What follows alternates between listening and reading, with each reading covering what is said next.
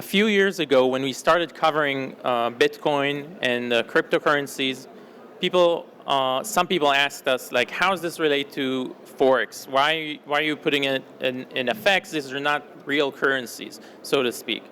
And very, very quickly, we saw this changing, and now everybody is talking about cryptocurrencies. We just had a panel of CEOs, and we heard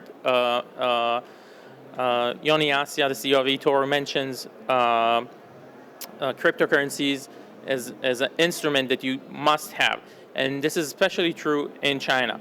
So in order to learn more about what is Bitcoin, what's the technology, and why is it so big in China, we have invited here the head of one of the biggest exchanges in the world and a visionary and a pioneer in the field, Mr. Bobby Li, the CEO of BTCC China. All right. Hello. Good afternoon. How is everyone doing? Good. Am I supposed to speak English or Cantonese? I'll go back to Mandarin as well. I could do that. So thanks for being here after lunch. So we're going to talk about Bitcoin and the story of Bitcoin in China. And for the lucky few of you, I brought some physical Bitcoins. We'll be giving them out if you download our newest wallet, Mobi. So I'll talk about that, okay? Who's interested in getting these physical Bitcoins? All right, so the first 50 people, I have exactly 50 for the first 50 people, okay, after the talk. And then we'll take some questions for Q&A. What I'll do is I'll have you guys line up right here in the middle of the room if you have questions. That way I don't have to guess at who raised their hand higher. Okay, let's get started. So, good afternoon. My name is Bobby Li. You could follow me on Twitter, Bobby C. Lee, for my latest, commentary on banking, financial system, and money in general. So I'm very happy, very pleased to be invited here at the IFX Expo conference. Finally, Bitcoin is getting recognized as a currency. Is that right? At a Forex sort of conference. Who here thinks Bitcoin is a currency? All right, not too many people. Uh-oh. Who thinks Bitcoin is a virtual good? It's like a virtual asset, virtual good. Yeah, virtual. Who thinks Bitcoin is a digital asset? Yeah, there we go. Digital asset. That's the real thing, okay? So we'll talk about that. I have my clicker right here. So let's dive right in. So first of all, I'm gonna spend the hour talk about three different things. We're gonna talk about Bitcoin first, and then we're gonna talk about Bitcoin's role in China, or rather China's role for Bitcoin. And then we're going to go into what we think is a revolutionary Bitcoin blockchain application, a mobile wallet called Mobi, offered by us, BTCC. So I'm the co-founder, I'm the co-founder and CEO of BTCC. We started as BTC China. We're the very first and largest Bitcoin exchange in China. And we've been doing Bitcoin exchanges for the last close to 6 years, since mid-2011. So we're the world's longest running Bitcoin exchange right now. Okay, let's get started. So how many of you here have Bitcoin? Who owns Bitcoin? All right, wow, that's quite a bit of people. That's quite a bit of people. And I heard that there's a Bitcoin ATM outside. So if you download the wallet and you can go outside and buy your first Bitcoin, if you choose to do so, you can also come in and get these physical Bitcoins at the end of the talk. Okay? So let's get started. So the single trend you have to pay attention to this year is actually Bitcoin. And the reason is that this is the best performing currency in the last year. In fact, it's been the best performing currency in 7 out of the 8 last years. So in the last year alone, if you were here a year ago compared to now, Bitcoin has already increased 250%. So it started the year around $400. And now it's at over $1,100. In fact, I just checked my watch. It's $1,111. 1111. Quite a number. Okay, so why? Why is Bitcoin such a big deal? It's a revolutionary asset class, okay? Digital money is coming. Bitcoin represents digital money. But we've had very big revolutions over the last 20 years. Everything from digital music, digital photography, digital communications, digital communities and online stuff, right? We have digital commerce, right? And now we have digital money. This is the last of all the things that has gone digital. And the reason is that it's difficult. So please note, digital money is not digitizing money. For those of us who can differentiate this in English, digitizing money is a process of turning money digital. That's like scanning a traditional, photograph, a color photograph from the 1980s. I did that. I don't know if any of you did that. I used to put a photograph on a scanner and scan it. Who's done that? Yeah? Even fax machine is like digitizing an image, okay? So the point is this. The point is digitizing money is like digitizing a photograph. So the money today that you have in your wallets is what? Is a Hong Kong dollar. Some of you may have US dollars or renminbi. That's money today. So the way to digitize it is put it into cards and systems where it's digital, right? So you have everything from the octopus card. Who has the octopus card? All of you do. The octopus card is digitizing the Hong Kong dollar. Visa, MasterCard, American Express, that's digitizing the US dollar or the euro or whatever currency. You follow me? Even your bank debit card is digitizing existing money. You follow? So all of you have digital money. All of you have digitized money in your wallets through these cards and so on. However, what many of you don't have is digital money. So digital money is native. Native digital money is taking a digital photograph from a digital camera, which does not require the traditional developing process, the printing and the scanning. Do you follow me? So Bitcoin is the second half, the bottom part, that's Bitcoin. The octopus card, Visa, MasterCard, PayPal, that's all the first part. Okay? So don't get confused. The people who do the first part will try to convince you that, oh, don't worry. It's like Kodak and Fuji trying to tell you, oh, you don't need a digital camera. Just continue with the 35 millimeter camera, make prints, and then we'll scan it for you. We'll put it on a DVD for you, put it on a CD for you. Do you remember that? Photo CDs back in the days from Kodak? That was digitizing photography. That was not digital photography. Okay, big difference. So I'm glad I just heard there are no regulators here today. Is that right? Okay, stay out, okay? Okay, so let's talk about what is money really, okay? To really understand native digital money, you have to understand what money is. Who has a good idea of what money is? Anyone? Who likes money? Wow, this is a slow crowd. Wow, only like 12 of you like money. Okay, that makes 13 of us. Man, what are you guys doing? I thought Hong Kong was the capital of finance and capitalism in Asia. Aren't we here in Hong Kong? All of you should be jumping up. I love money. All right, who likes money here? This is not good. Take off your suits and ties. Let's jump up. Real money, okay? So what makes for money? First thing is store of value. Money has to be valuable. Okay? So store of value, it has to hold its value over time for transporting it and also for paying, okay? The second thing about money is payments and transfers.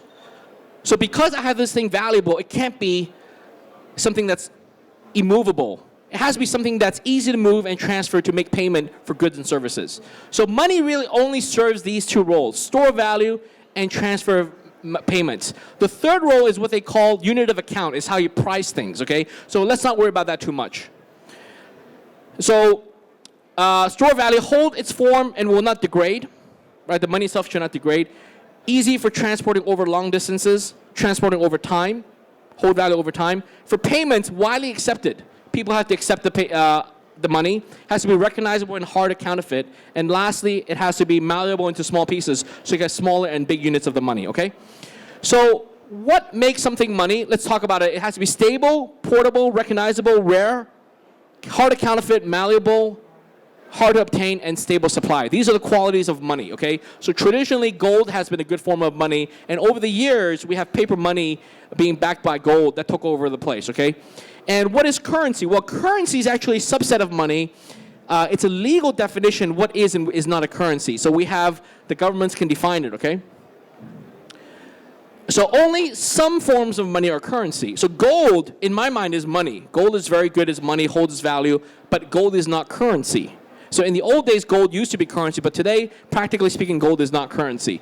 So the legal definition of currency is something that government issues, like the Hong Kong dollar, backed by other baskets of currencies. So the hierarchy is like assets. Assets is the greater thing. Money is a subset of that, and currency is a subset of that. Okay. So the paper bills you see there, that's all paper currency.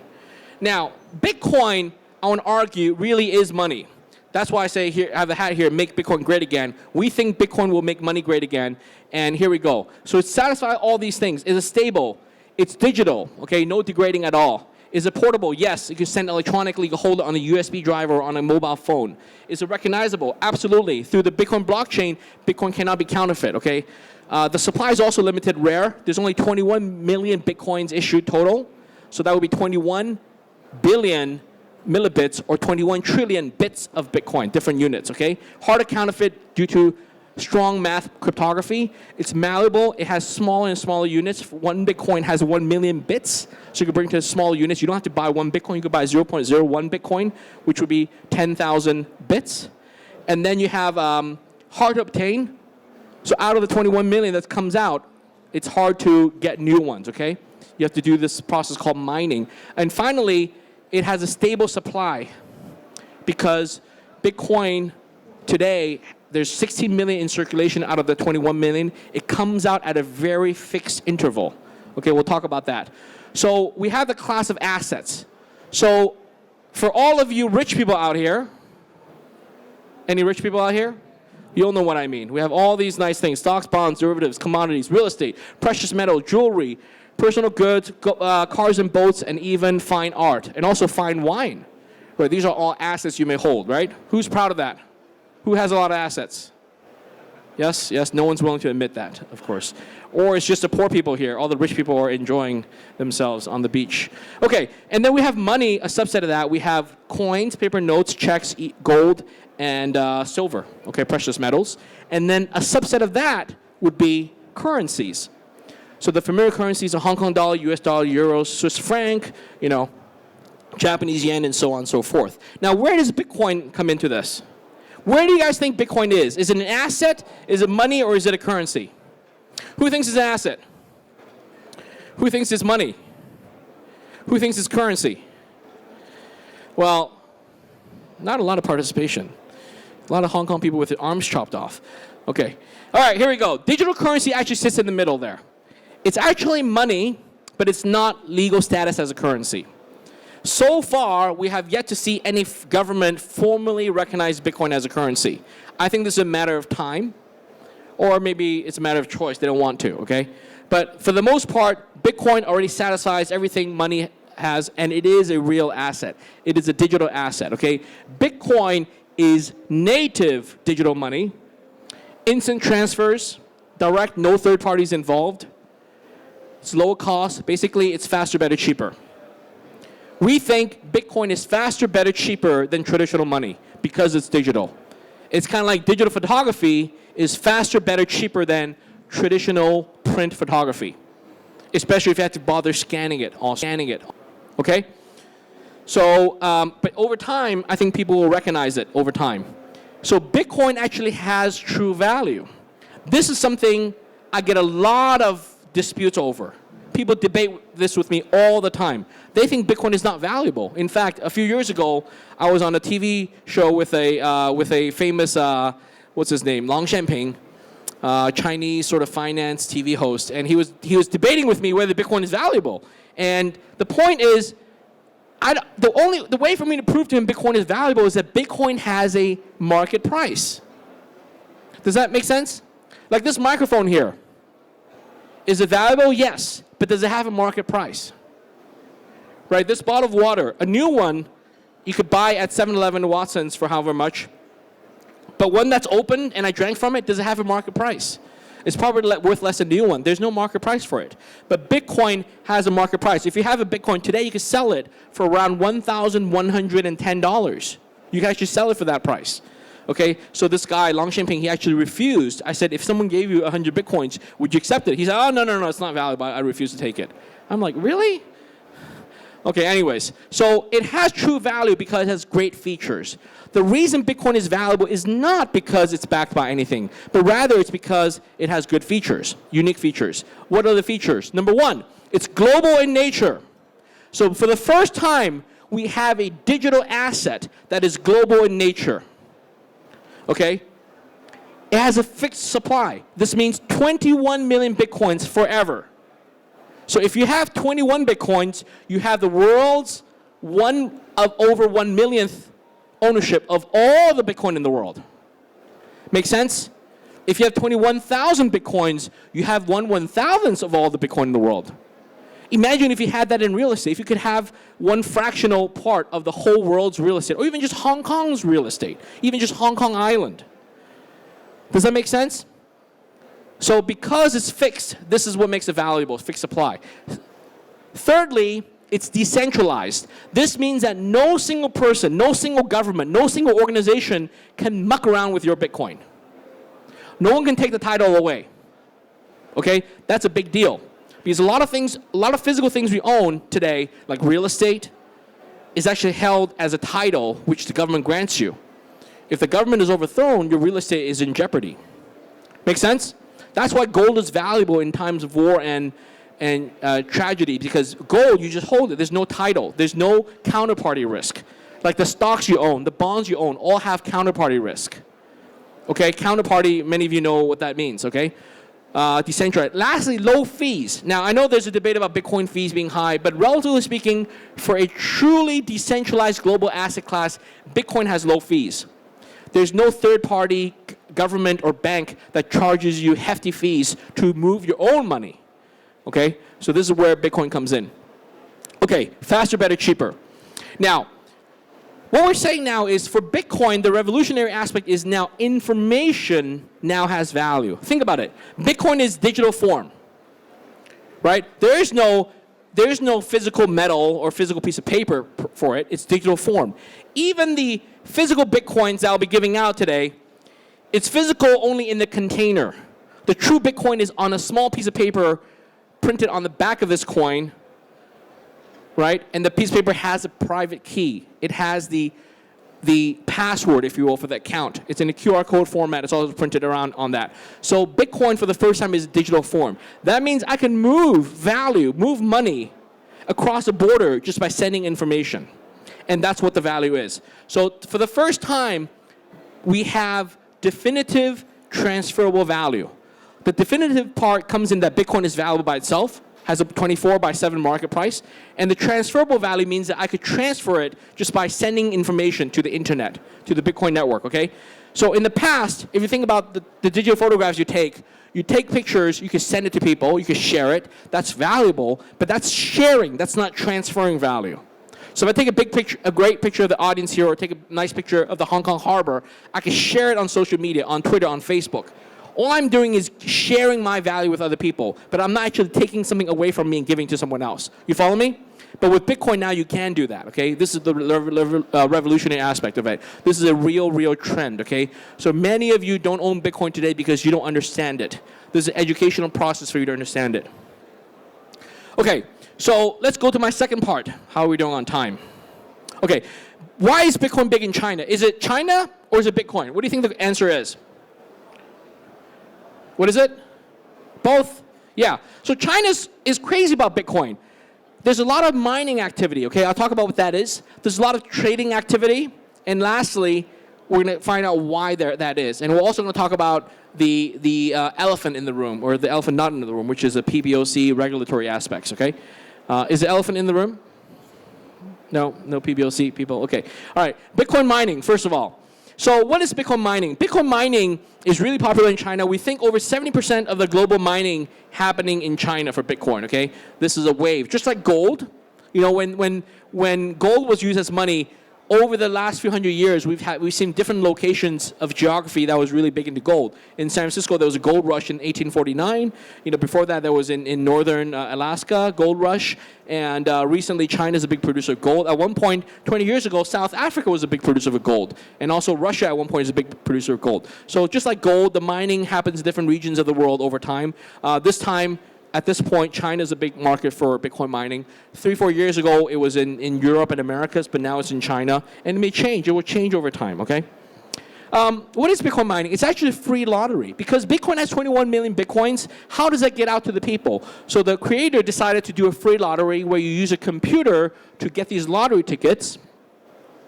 And then when you have a lottery ticket, you can then win the Bitcoin if you're lucky, okay? So by running these computers called Bitcoin mining machines, you get a lot of lottery tickets, and the more you get, the higher your chance of getting Bitcoin. So today, the lottery is giving out 1,800 Bitcoins a day. So if you want to participate in the free lottery, just go buy your machine, plug it in to the electricity, and plug it into the internet, and you can start mining and getting free lottery tickets, and you'll win some Bitcoins, okay? It's popular in China because of the electronics industry, fast assembly, good chip design, and cheap electricity. So that's frankly why it's popular. And also people in China like the idea of free lottery, right? Anyone here? Free lottery? Yeah, oh, see, they're all busy in China. They're not here at the IFX. Okay, so next we're going to talk about trading. This is what gets you guys. Okay, how many day traders here? Day traders? See, all the day traders are actually busy at home, clicking on the thing and trying to make money. So it's two things. It's about investing. Okay, people buy Bitcoin as a hedge against the future to invest, because in China people make lots of money, they have lots of savings, they have to find a place to invest. China has very limited investment options, so investment is a key thing about buying Bitcoin. It's called the hold. You know, you hold Bitcoin for long term. And the second thing is speculation. It's about earning Bitcoins, earning more income today, okay? So these are the two things that drive the trading activity in China. And the third thing I'm gonna put up here is it's kind of like gambling. Right? If you're doing a lot of short-term trading, it's kind of like gambling, right? Day trading, okay? So Bitcoin is very popular for these reasons. We know Chinese people like gambling so much. So in many ways, people actually use Bitcoin trading as a form of gambling.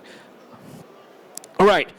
Bitcoin actually is not about evading capital controls. That's my professional opinion, okay? People always think, oh, Bobby, you're not telling the truth. You're lying to me. It must be for capital controls, evading capital controls. And I'll tell you why it's not. It's because from people talking to me, people who are interested in, when they come to ask me, they're, oh, Bitcoin, I love Bitcoin. Maybe I could use it to move my money out of China, renminbi.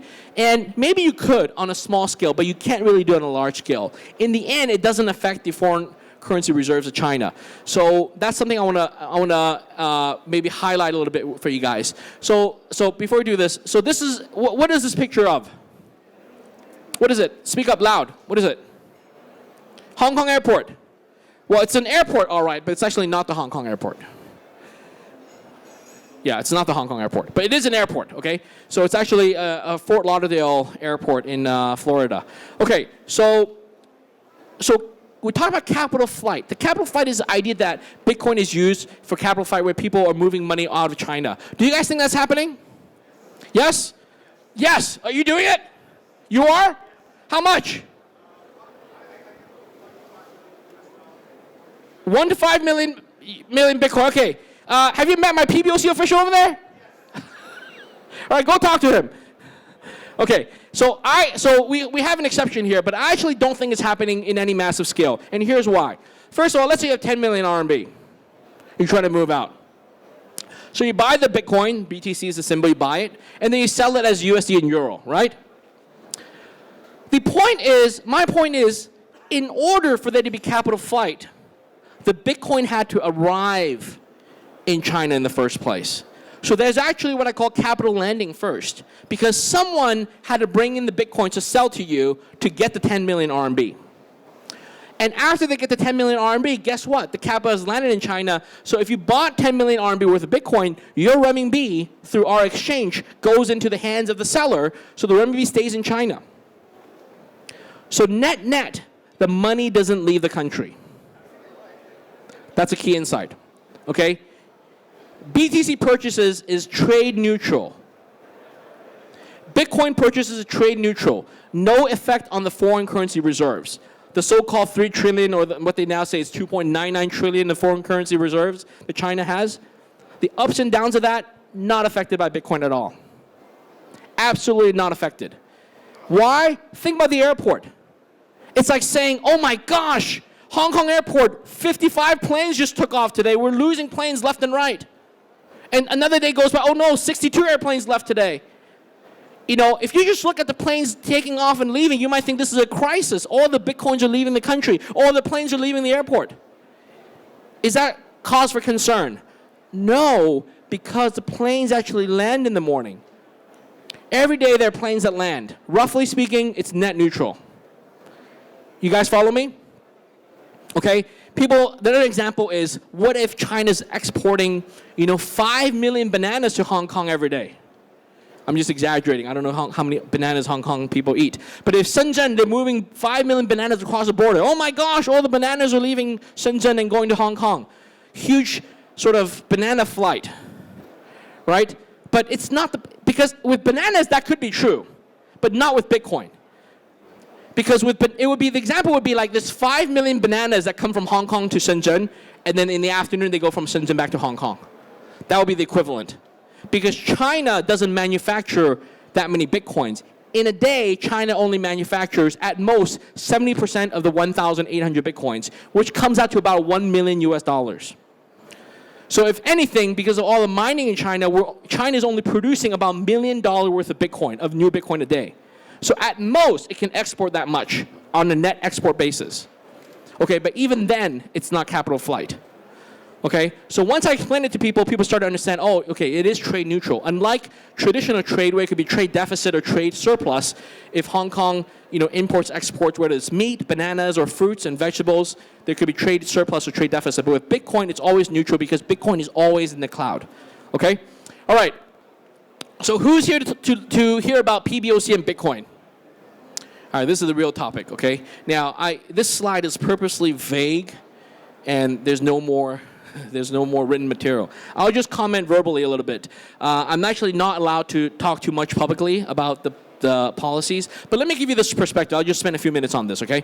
And then if you really want the dirt, come talk to me in private afterwards. Yeah, you guys want to? You line up and get questions, okay? All right, so PBOC and Bitcoin. Here's the deal. Today, Bitcoin is not recognized as a formal currency, nor is it even acknowledged as a monetary financial instrument. Bitcoin today, for those of you who raised your hand earlier, it's a virtual good. How many of you use WeChat here? Or Line, WeChat Line? You know those stickers in WeChat? Those animated stickers? Those in Line, those diagrams, those cartoons? That's what it is. So Bitcoin today has a legal status of being a virtual good. Just like those stickers in WeChat and Line. Yes? Do I love those stickers? I love them. I like Bitcoin more though. Okay? So we all know that the PBOC does not regulate virtual stickers. Right? So the PBOC today cannot legally regulate Bitcoin. However, what the PBOC has is this amazing thing, which is they have the power to elevate Bitcoin from the status of virtual goods to what? To a fully recognized financial monetary instrument. Okay? The PBOC is in a unique position to recognize Bitcoin as such. Now, just to be clear, don't misquote me, I'm not saying the PBOC will do that, nor am I saying the PBOC is doing that. All I'm saying is I think the PBOC could do that if they truly wanted to.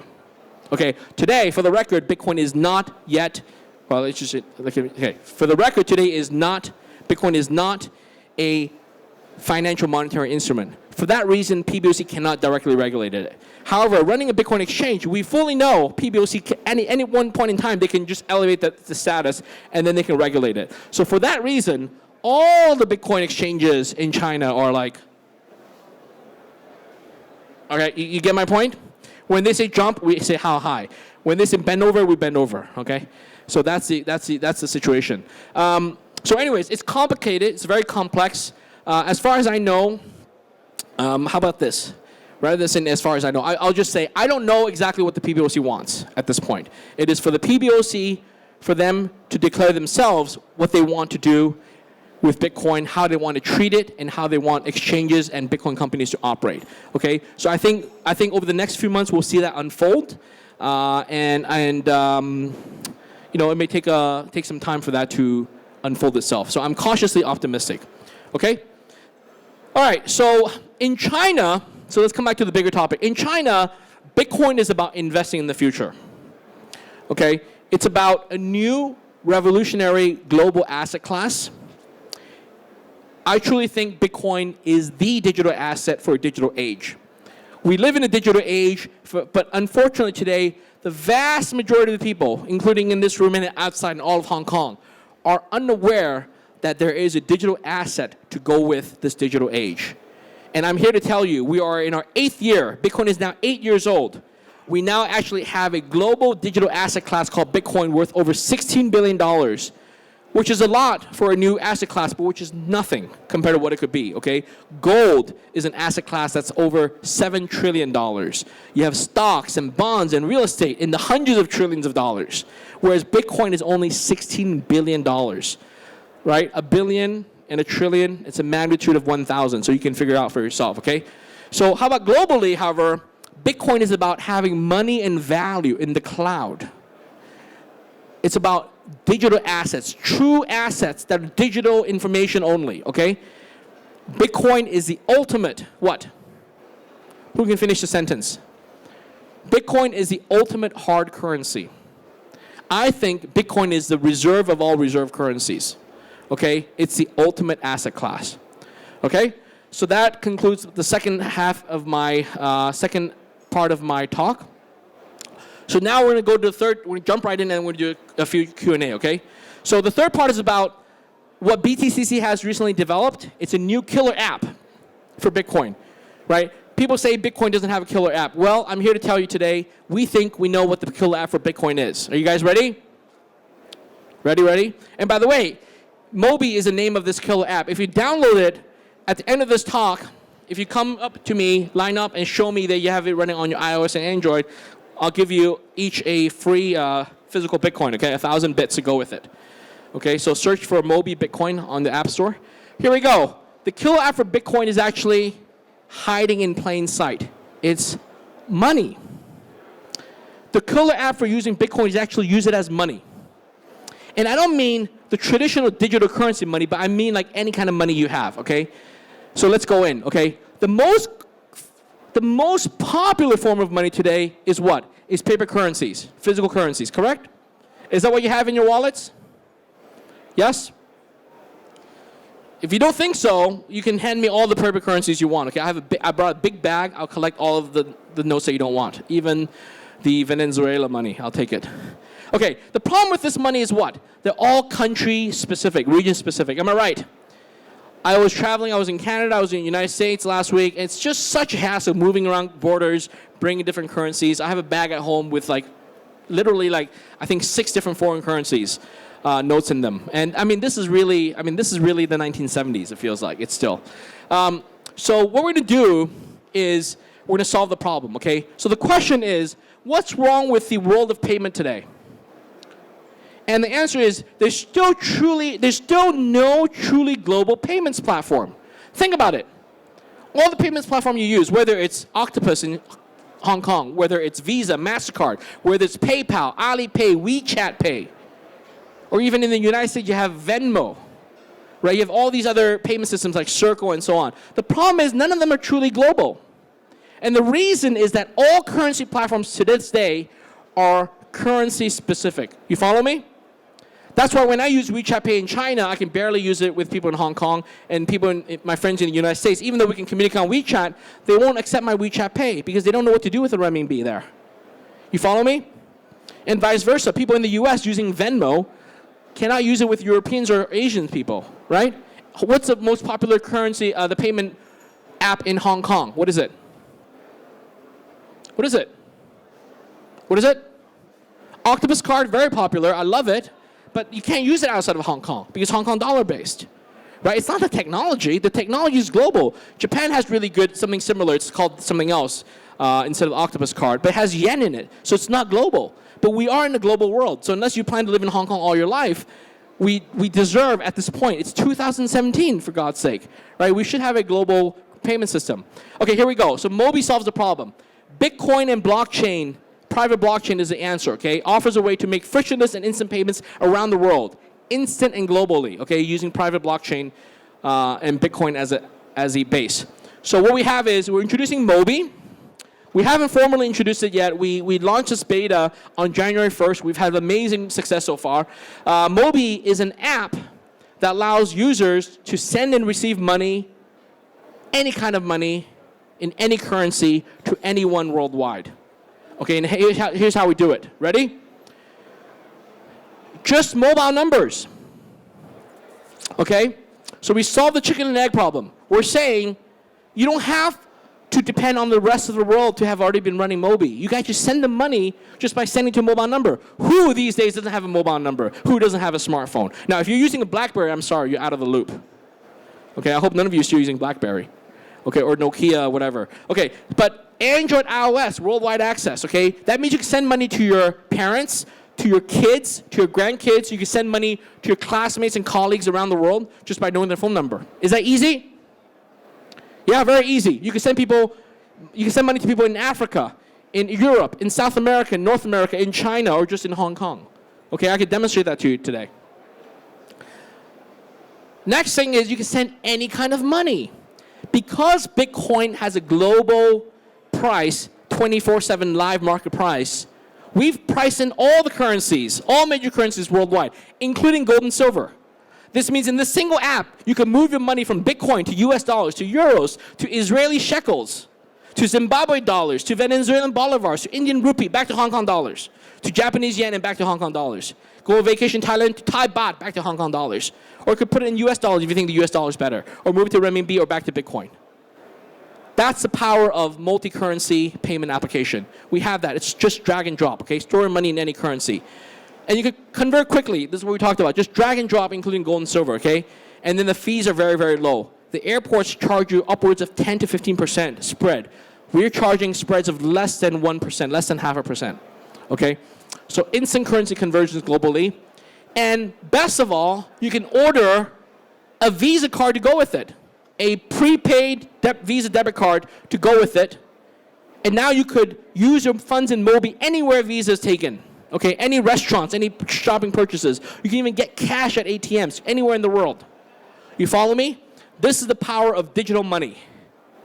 Okay, by having money in the Mobi wallet, you could use it anywhere in the world, 24/7, and you could store in whatever currency. If you think Bitcoin's too volatile, store it as US dollars, and you could use a debit card. If you think US dollars is going to go to crap, store it as Bitcoin, and you can still use this debit card. It will just deduct from it over time. Does that make sense? So this is the power of Mobi, okay? So get Mobi today. You guys want these free Bitcoins? All right, start downloading now. Come up to me, and after the Q&A, and I'll give you these 1,000 bits. In fact, if you want to, I don't advise it, but the back of this sticker, you peel it, there's a QR code, and Mobi will allow you to instantly retrieve the Bitcoins from the coin into the Mobi app.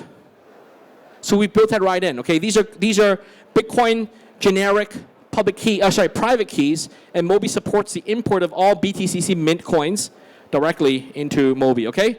So thank you very much. Please follow me on Twitter. So now I'll take questions, okay? Why don't you come up here, stand up here, right here, line up here, and we'll take your question, okay? That way I could hear you, and I'll repeat the question for the audience. Okay, come on up, gentlemen.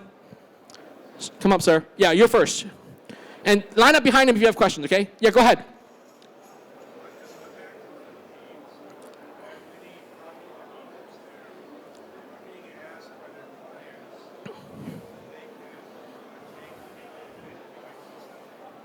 Yes. Okay, so the question is, in the Philippines, property developers customers are asking property developers if they can take Bitcoin, and the question is whether it's worthy or a waste of time.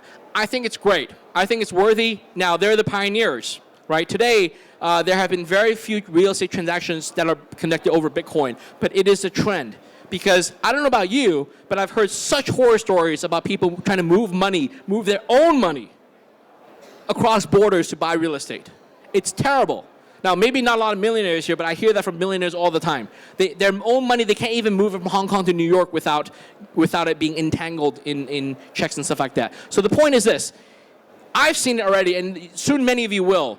The more troublesome our existing money system is, the more inconvenienced the movement of dollars and so on is, the more Bitcoin will be successful. And I see no end to the inconvenience that fiat money brings to us today. Okay, thank you for that question. Go ahead, speak into the microphone so everybody can hear you. Do you think it's possible? Yeah, louder. It is possible for China to establish another like Bitcoin in China, within China, China culture. Yeah. So this is a good question. The question is it possible for the government in China to establish a new digital currency to replace Bitcoin? Right, to replace or overcome Bitcoin? And here's my take. Of course they can try. The value of Bitcoin is the fact, two things. One is that it's limited. The other is that no one's in control. Okay, you follow me? It's limited in quantity and no one in control. That's why Bitcoin was invented. Because until Bitcoin was invented in 2009, nothing before that was limited and no one in control. So let me ask you, if you're Mr. PBOC, or if you're Mr. HKMA, or whatever, US Federal Reserve, or even the European Union, ECB, if you want to create your own digital currency, would you want to have it be better at limited and be better at no one in control? Or do you want to have control and therefore issue as much as you want? So the chances are these central banks and governments will want to issue currencies that are controlled, and therefore they can control as much as they want and issue as much as they want, correct? So for that reason, none of their new currencies will actually compete with Bitcoin. Okay, do you understand? Do you guys understand my point? If they do the same, they'll just get the same results. They won't do something that's more productive or creative than Bitcoin. Okay, thank you for that good question. All right, sir. So first of all, I really don't care what the PBC thinks since I'm in Hong Kong. Actually, if you guys, sorry, the people who came to ask questions, let me give you guys each one of these guys. Yeah, who came early? Okay, yeah, go ahead. Since I'm in Hong Kong, so I don't really care what the PBC, Good. PBC think. But the question I have is that, are you saying, I mean, because essentially I'm hearing you saying that I don't exist. Because Who doesn't exist? Me. Because you seem to be saying that nobody's using Bitcoin to move capital out of China. And well, I mean, my point is, for every one of you, there's someone else moving capital in China. Right. So net, it's zero. Right. I'm not saying you don't exist. I'm just saying it's not a concern. There's no flight of it any more than there's landing. Right. Okay. Yeah. Make sense? Yeah. Well, what's going on is that people are moving renminbi from capital from China to the U.S., but that's balanced by capital that's moving from Russia to China. to China. Yeah, potentially. I don't know the exact country. And so it's net neutral. So there are huge capital flows moving out of China using Bitcoin. There's also huge capital inflows. Capital's inflows, right? Yeah, so it's net neutral. Yeah, so my point is it's net neutral. Right. So Okay. if you agree with Okay. me, then it's like no one's concerned. Yeah, here you go. Good question. All right. All right. Regarding micropayments, Yes. do you think it's feasible on the Bitcoin blockchain, or do you think we've got to look for other opportunities to go down to really small payments?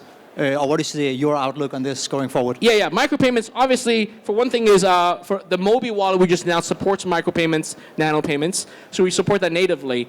We think it will be a layer on top of the Bitcoin blockchain. I think Bitcoin blockchain will be used for really big payments, for really big settlement and transfers. But for the small things like buying coffee, paying for tickets and stuff like that, that'll be done, at layer 1, layer 2, layer 2, layer 3. Yeah. Okay. Thank you. All right. Here you go. Okay. Reward for asking good questions. My question is about the Bitcoin as a store of value. Yes. So many people buy Bitcoin because it will appreciate in value. It's non-inflationary. But then what about all the other altcoins? Anyone can, start issuing other altcoins, or there could even be a better version in the future of Bitcoin versus version 2 or something. I'm not worried about all the altcoins. There are tons of other altcoins. So there are many people who agree and like the altcoins. That's fine. But myself, I'm pro Bitcoin. I think Bitcoin is hard enough. Bitcoin is hard enough, right? Many of you don't own Bitcoin. It's very complicated. It's very hard to actually own and understand. So I'm trying to fight the first battle, which is to get Bitcoin to be accepted by mainstream, to help people understand that you can have digital assets, information, private keys that represent real value. For example, the private key on this coin here in the back is loaded with 1,000 bits, which has a market value about 9 Hong Kong dollars today. Okay, not a lot of money. But you know what you could do? You could look up the address here and put in 9 million Hong Kong dollars, or even 90 million Hong Kong dollars, and put in this thing and just walk across anywhere you want and give it to someone. They'll be very happy. That's the value of digital currency. That you can have a piece of information on a small piece of paper that's representing 9 million Hong Kong dollars or 90 million Hong Kong dollars. Right. Okay? So as far as the altcoins and so on, all the other currencies, they don't have nearly the market cap. Bitcoin is 16 billion. The next up is only 1 billion or 2 billion. And the one below that is only 100 million. So it exponentially falls off. Okay? It's like what I say, it's like the market for keyboards and internets, right? You can have all the alternate implementations, but only the main one wins. Okay? Thank you. Good question. All right. I just want to ask, what broker can we use to trade Bitcoin? What? Sorry? What broker? Can we use to trade What? Bitcoin? Broker? Any broker? Broker. Broker. Okay. So talk to the brokers out here. Get them to start trading Bitcoin. Otherwise, come to BTCC.com. And you can trade Bitcoin. So obviously, Bitcoin's still new. Not a lot of brokers support it yet. But hopefully, in the next month or so, in the United States, a new Bitcoin ETF will get approved. Exchange-traded funds. Once that gets approved, all the people who trade stocks in the United States and Europe will have easy access to buying and selling Bitcoin. Okay? Good question. Thank you. Take one more question, and then you can obviously contact Okay. me later on. Thank you. Yeah. So just now you have mentioned that We still have time, right? One. Okay. Okay. But we have until 4, right? Yes. Okay. We have 7 minutes. So you have mentioned just now that 21 million Bitcoins in total. Yes. So now there are like 60 million out there. So like maybe after a few years of certain time, so all the Bitcoins will be mined out. Yes. So will you think that at that point, the price of the Bitcoin will go exponentially? And also if yes, how much percentage you are expecting? I think I'm open. I'm happy to publicly say that I do think Bitcoin price will go up exponentially over time. In fact, it already has. In the last 6 years, Bitcoin has gone from $1 to $1,000 in 6 years. That's an average of 10x increase every 2 years. That's much better than Moore's law. Okay, so that means on average 10x every 2 years. So in another 6 years, it could go up another 1,000 times. Now maybe it won't go up 1,000 times, but even if it goes up 100 times, even if it goes up 10 times in 6 years, that's pretty darn good. And the Bitcoins won't come out for another 130 years. For all the 21 million Bitcoins to come out into the supply, it'll take another 120 years, 130 years. So you and I, it's really up to our grandchildren to be looking at the final bits. Okay, here's 1,000 bits, okay, for you. And 1,000 bits only worth 9 Hong Kong dollars today. But when you give this to your grandchildren, they'll be fighting over it. They'll be like, 1,000 bits. Oh my gosh, where did you get this? Did you have to sell a house? Well, here you go. Thanks. Hi, my name is Sam from Synergy FX. I had trouble. I wanted to invest in Bitcoin like several weeks ago, but I had trouble investing from Hong Kong because many regulatory bodies forbid that. And also, how can I, once I find somebody to invest in, how can I protect myself from like all these exchanges going down and stuff? For the past Absolutely. couple of- So you're absolutely right. So 2 things. So what's your name? Sam. Sam. So Sam is having trouble investing and buying Bitcoin. Do you guys see that?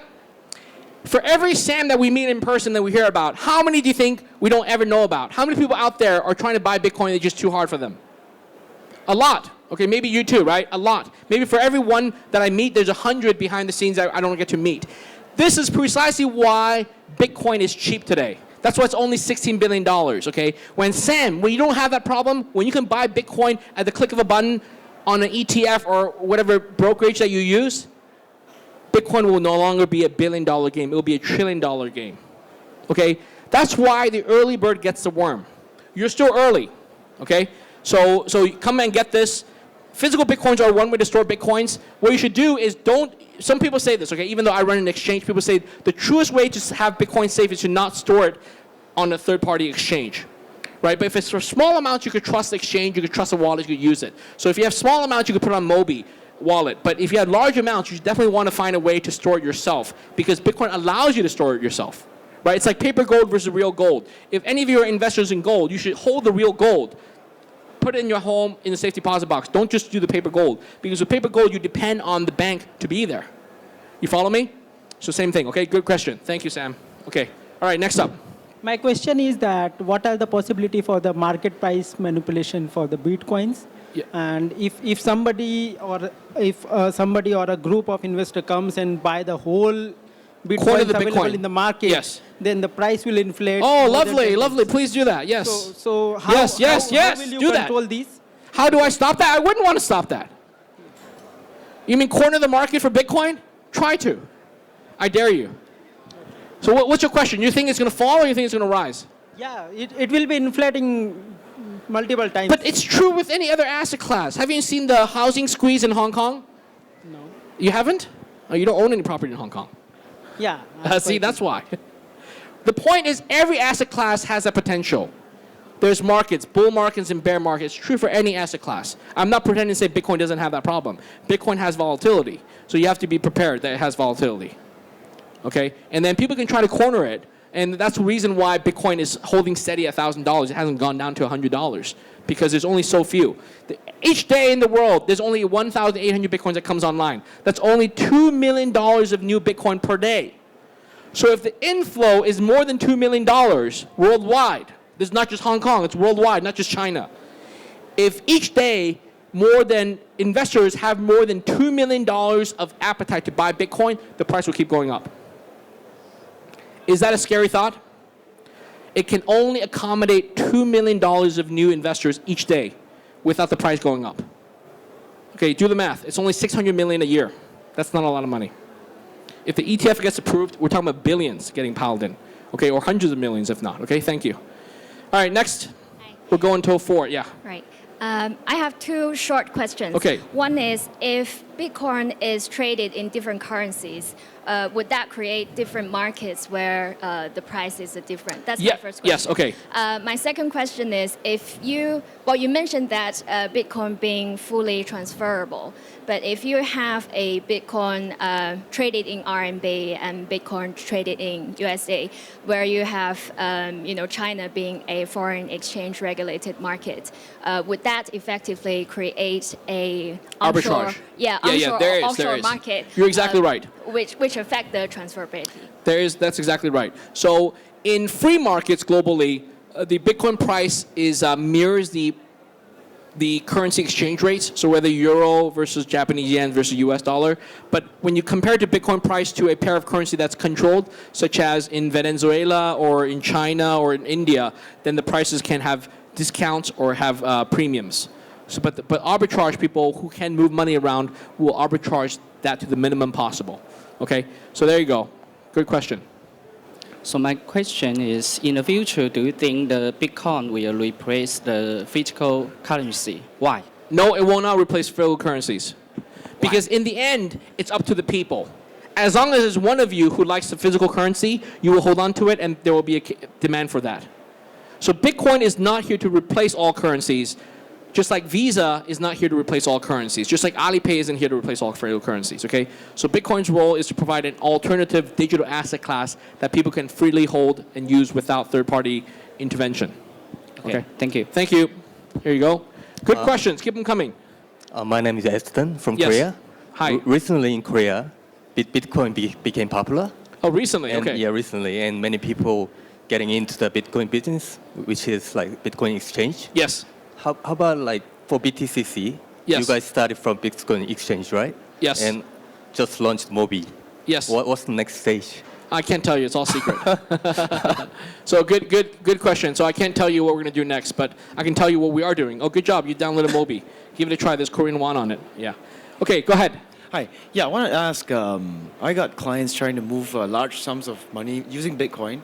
How much can I change in a day to fiat currency? Is there a limit from the exchanges? It depends on the exchange you work with. So you have to ask the local exchanges. But besides exchange, you can also do it OTC, over the counter, with real people. Okay. So there might be people who are willing to buy and sell the Bitcoin from you, direct bank transfer without going through an exchange. So there's many such opportunities. But let's say with your exchange, is there like a limit you can do from one client? Yes, there is. There is. So our exact numbers, I don't have it on my head. You could look at it from our website. We have KYC limits for people. Okay. Yeah. Okay. Thank you. Good question. All right. We'll take these last 4 questions and we'll wrap up. So my question is, if it's a native digital currency, how can you protect it against digital risks? So ransomware, malware. Absolutely. So and more specifically, because even if you have tight security, how do you protect your private key? Because in the end, human behavior, quite fallible. So because it's digital information, think about that. So his point is that because digital currency is all information, right? If your information leaks, if you have your password hacked, your computer compromised, your file stolen, they can steal your coins. Absolutely. It has happened time and time again in the last 8 years. Many people have lost millions of dollars by holding Bitcoin insecurely. Okay, this is also why Bitcoin is still, people are so hesitant to own Bitcoin, because security, and that's the biggest concern from people. Am I right? Are concerned about security and therefore you haven't bought Bitcoin? That's exactly right. But I am an optimist. I'm hopeful that over the next few years, that problem will be solved slowly over time by technology providers and companies, okay? So when the time comes when everybody's very secure and very comfortable using Bitcoin, that's when the price will really explode. Okay, it's no different than e-commerce. Today we use e-commerce. I don't know about Hong Kong, but worldwide e-commerce is very popular because we feel comfortable with it. 20 years ago, in 1997, when Amazon just came online, very few people trusted it. You follow me? That would be like buying Amazon stock in 1995 or 1997 even. Okay, so the point is, we think over time, technology, best practices will solve the security problem. Okay, and then when that happens, Bitcoin will be more accessible to all of you. Right? One day I'll be asking who here doesn't own Bitcoin rather than who here does own Bitcoin. Okay, that's why the price potential today is from 16 billion. It could keep going up much higher. Okay, so I'm bullish on that. Thank you for the good question. Okay, last three, hurry up. Yeah, keep it short. Hi, I'm from Malaysia and Indonesia. Yes. Represent for both countries.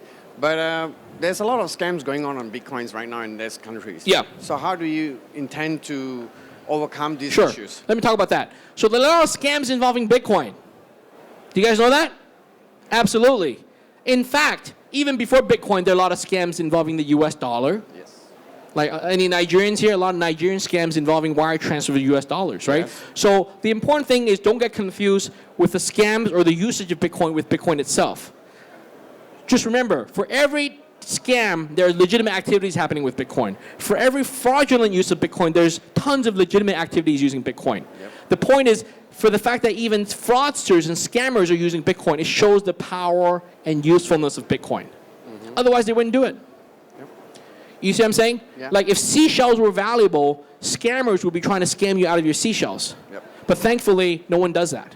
Yeah, but some of them are doing like the LMM pyramid systems. Yeah, they're pyramid schemes, they're MMM, stuff like that. Yeah. It is the responsibility of the individual to not get entangled in these multi-level marketing pyramid schemes.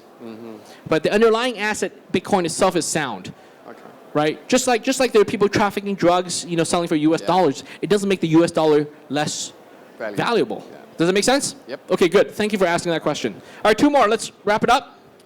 Thank you. So what's your advice for somebody who's interested in trading in Bitcoins in China? What's my advice? Well, if you want to trade, you can trade. Come to BTCC.com, BTCChina.com. And someone who wants to farm Bitcoin? To mine Bitcoin, unfortunately, we don't provide mining activities, but we do provide a mining pool. So once you buy your own hardware, you can connect your hardware to our service called BTCC Pool to help you mine the Bitcoin more efficiently. So everything in your website? It's on our website, BTC.com, BTCChina.com. Yes. Thank you. Thank you. All right, last question. We'll give a round of applause after the last question. What's your name? Yeah, Hermosa. Hermosa. Hermosa. You have a good question? Yeah, because... It better be the best. You're the last one here.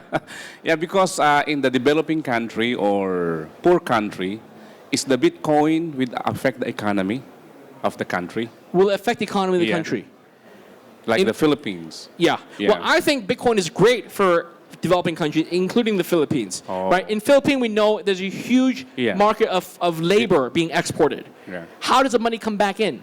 That's right. Right? The whole money transfer business, whether it's Western Union and all that, they're losing 5 to 7% of that just through the transfer process. The banks are milking it.